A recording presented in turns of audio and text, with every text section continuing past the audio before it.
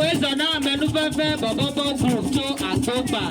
Ya wezo bide jesime akpe.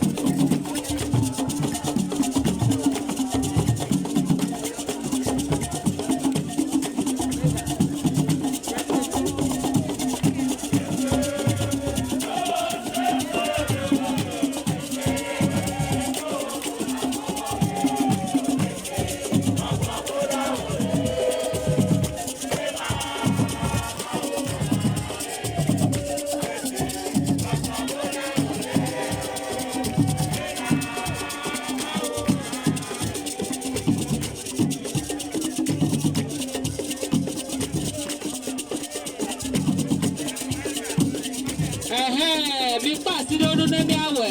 Yawe ba do ope mi to wezo na mesi ame. Papala kata mi awezo. Akpe. Mega bobo group. Bide jesi